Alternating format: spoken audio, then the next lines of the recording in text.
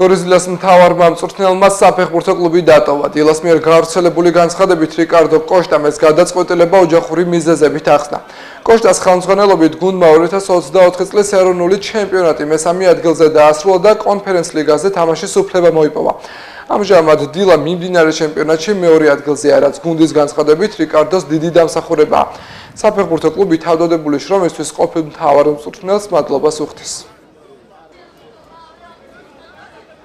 მიზეზი განცხადება ის არის აღნიშნული და მე შემიძლია გითხრათ, რომ არის რიკარდოს პირადი გადაწყვეტილება, რომელიც გამომდინარეობს ოჯახური ფაქტორებიდან გამომდინარე.